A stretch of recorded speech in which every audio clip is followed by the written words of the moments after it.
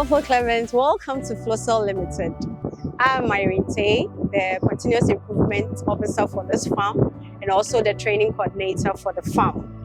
We are arguably the best fish farmers in Ghana currently.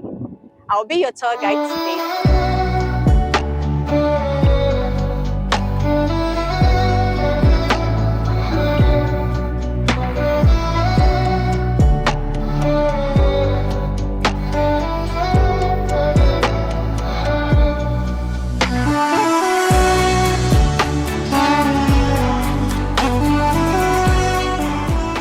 We major in producing Urochromis niloticus, popularly known as tilapia. Flosell Ltd prides in the fact that we produce our own seeds, that's from the egg to your plate. We do fingerling production and we also do grow out. So we culture the fish to table size and then we sell to the bigger markets. Now, we also have our own stock of bush stocks, where we collect our eggs every 7 days and then we incubate those eggs for at most 5 days and then transfer the hatched eggs into ponds, where it also takes about 21 days of culturing before we move those fry to another culturing system. Now, in moving those fries, we also look at the size of the fish we are moving. So the fish has to get to a particular size before we move them out of our culturing system into another culturing system. We actually run a pond system, cage system, and even a recirculating system where we constantly monitor our water quality parameters by using test kits and even dissolved oxygen meters. So at every point in time, we are checking our water quality parameters, our ammonia levels, our pH, and our dissolved oxygen levels to ensure that our fish grows well and is also of good quality before we send it to the market for the consumer. One of the most important things when you're culturing fish, specifically tilapia, is the nutrition. So what food do you give them? Now at Flosell, we ensure that we give them the top-notch feed that's combining all the required nutrients in their correct proportions to ensure that our fish is of high quality and they also grow faster, giving us a competitive advantage over other markets and other farms. And also, we pride in the fact that our fish is one of the tastiest in the country. So when it comes to the health of our fish, we make it a point to be a step ahead of any issues that may crop up. So what we do is that we mitigate before the disease occurrence even happens. Now, the diseases happen because of temperature changes, where because we are in the tropical region, we have temperature fluctuations all the time. But we have mitigation and management procedures that we follow so that we prevent any spread of diseases and also maintain the quality of our fish. Now, whilst we are talking about the diseases, our fingerlings are well sought after by other local producers of tilapia because when it comes to their survivals and them being able to withstand any form of disease when they send them to different culturing systems, ours is the best. So people come in and buy our fingerlings, stock them, and then also grow it to become big size tilapia that you actually see on your plate. Join me, let's go have a tour and see what we have in store for you.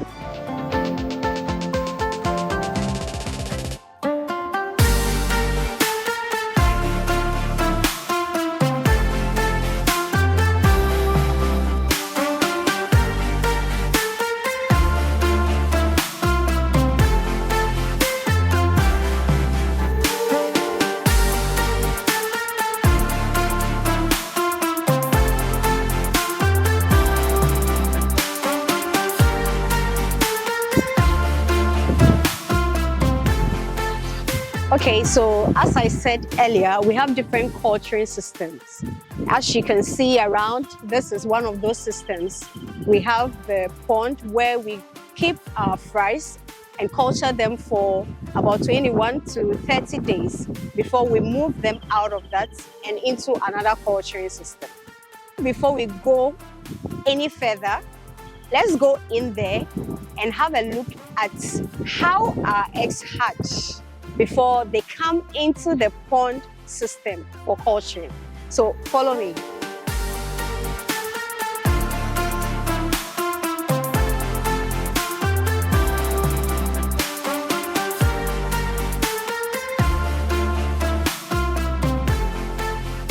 What you can see behind me currently is another culturing system.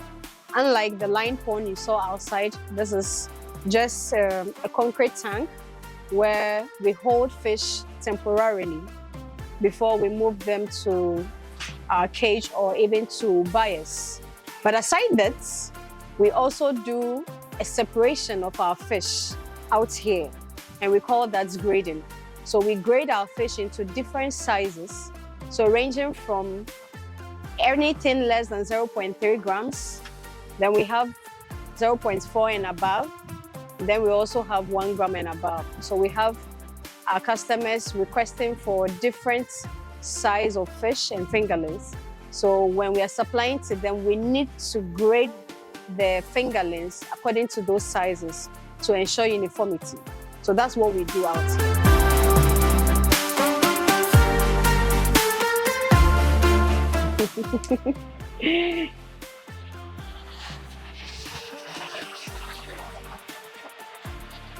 Okay, so this is our incubation room where a lot of magic happens. When we collect the eggs from our brood fish, we bring them in here. They go through a process of separation. We separate the dirt that we might get out of the pond from the eggs, and then we disinfect, weigh them out, and then transfer them into either the trays you see here or a McDonald's jar, where they stay in here for between 3 to 6 days, depending on the stage of development that they are in, before we move them out to our culturing units. That's the line pond out there. You can see the various stages of development of the eggs that we have here. They are well separated in the jar, so you can have a nice view of that. So from the jars that you can see here, the first jar has the first stage of development, then the second jar, second stage, and then the third stage. The fourth and the follow-up stages are all in the tray out there, but usually you can distinguish them by their color. So the first stage is a little pale yellow or pale cream. That's how you can determine the stage of the egg. And then when you come to the stage 2, it's a little darker. It's cream, it's getting a little brownish, but it's still cream, but a bit darker, not pale. Then the third stage is almost brown, but the lighter shade of brown. So those are the 3 stages that we have currently in the jar. Those are not all the stages we have in tilapia egg development, but currently those are the ones that you can see in the jar. Now, the other stages can be observed in the tray, where we have the 4th stage and also the yolk sac fry. So this is the 4th stage of the egg development. You see the color. If you're able to zoom in a little more, you see that the fry is popping out of its shell. Even though the yolk sac, the yolk is still huge, but it's not that matured as in the follow-up stage. Now, when you come to the next tray over here, this stage is what we call the yolk sac fry, where you see that the color is a little darker because the fry is almost hatched. That's about 70% hatched. So they are again the normal color of tilapia you see out there as dark or black. When they are in a culturing system water, this is what they start picking up here. Now from here, they move to another stage where they are almost done absorbing their yolk sac. So you see the shades, they are different. This is even more darker than what we saw earlier. So this needs about less than 24 hours. Then they'll be completely ready to be moved into the ponds that we have outside.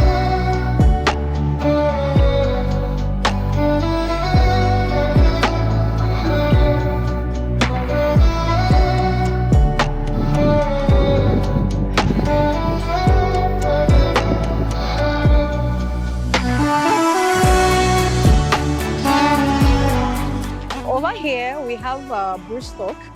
That's the parent fish where we constantly get our eggs from. We do not eat our broodstocks, and our broodstocks being our parent fish. That's the fish that gives us the eggs and then the young fingerlings. We've been able to pair this fish at a ratio of 3:1. That's to mean that in this one culturing system, to every one male, there are 3 females. So that's how they breed, and that's how come we get the eggs that we get from our breeders.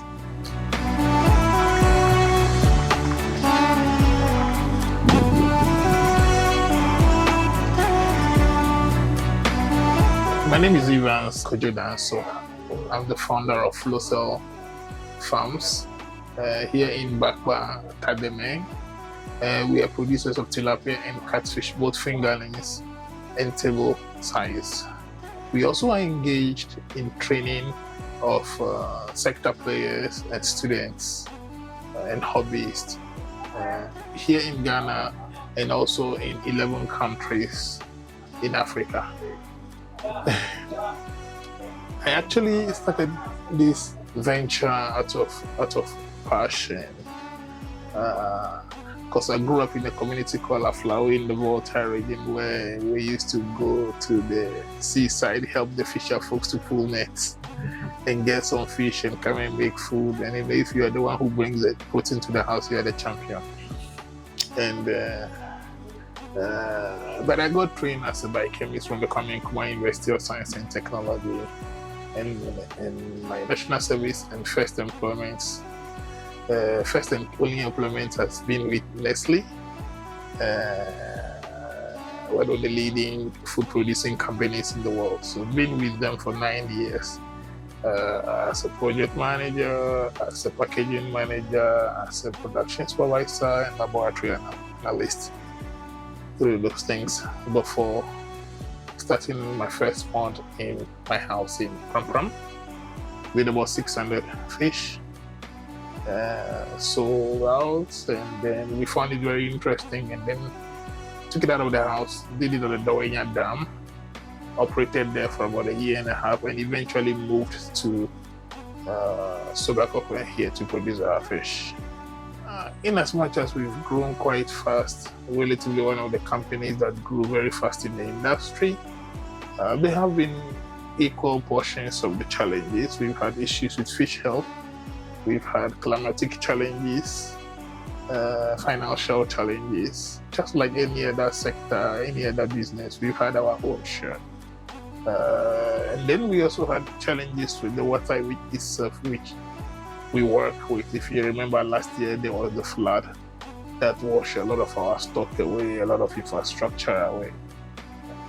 That's also one of the biggest challenges or the lowest moment we've had. We also had diseases since 2019 that killed 2019 to 2021. So we had to deal with Streptococcus, Galactica, or India. We had to do with ISKNV, and between the two of them, we lost between 50 and 90% of the stock, probably 95%.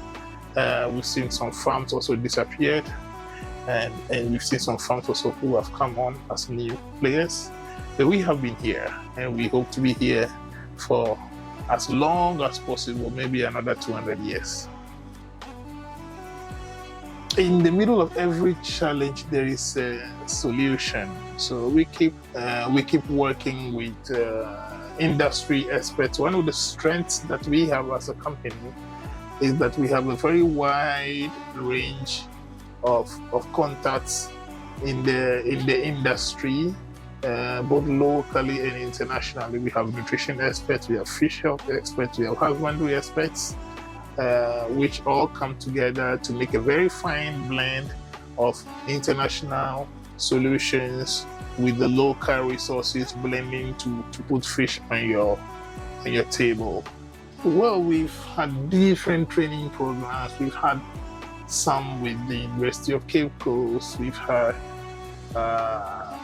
some, those are the soft skills trainings.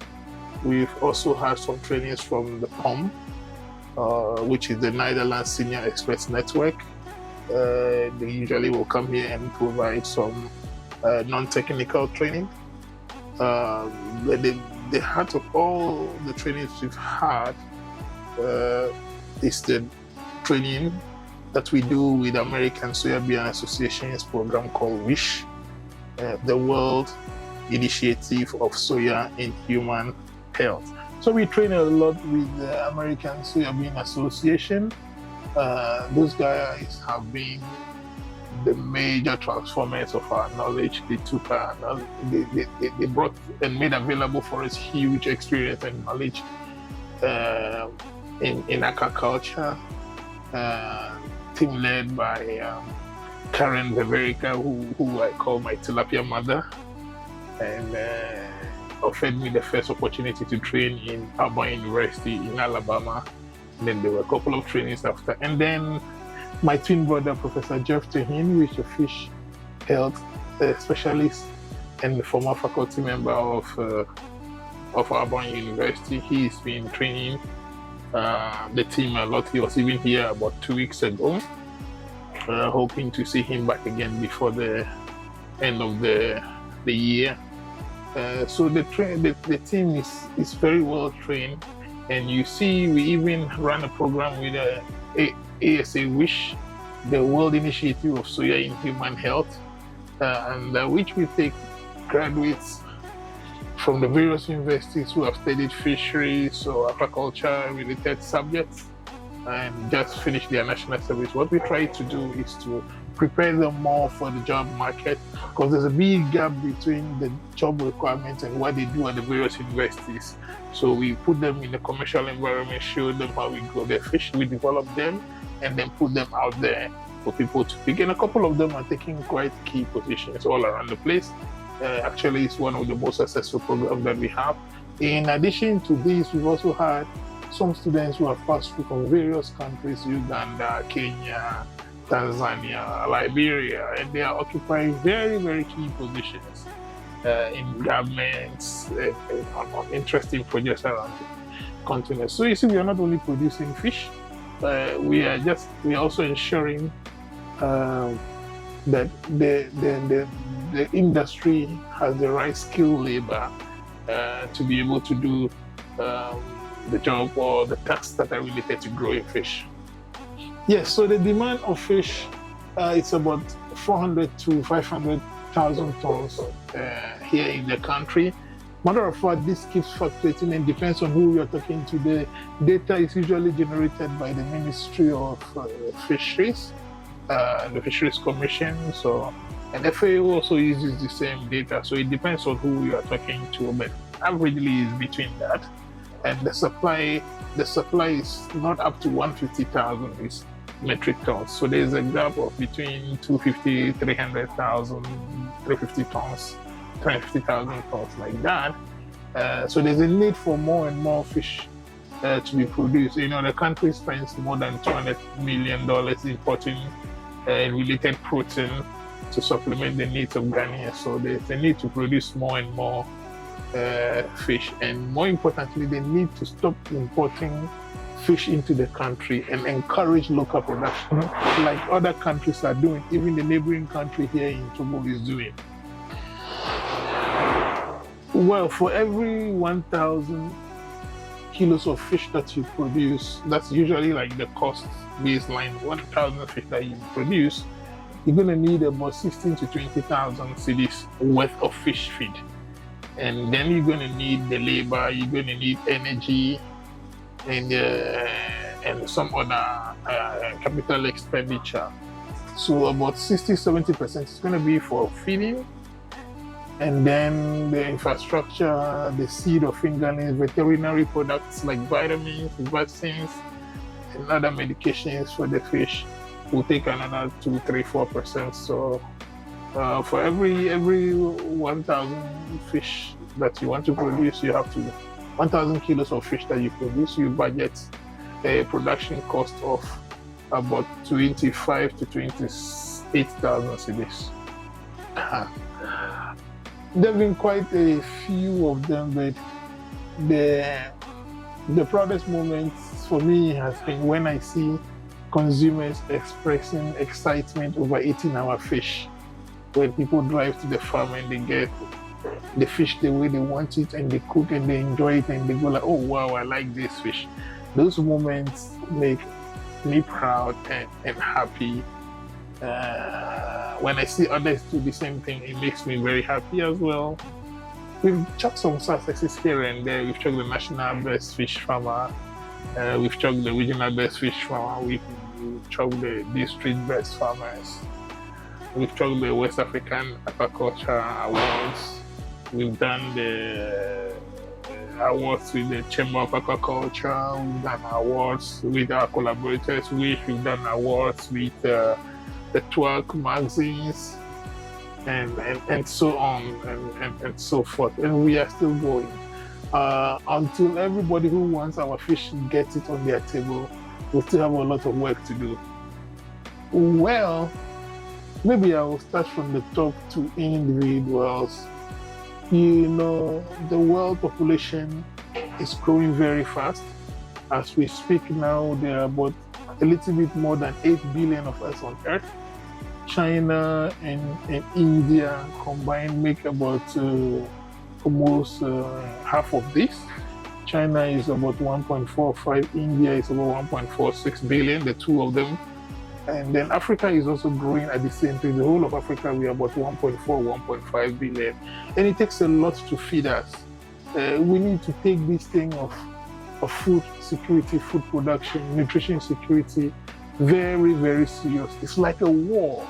It's like a war. The rate at which the data development is going, technology is developing so fast and stuff. The same way food is developing so fast in other countries, in Europe, in Asia, and so on. But here in Umuofia, we are a lot behind.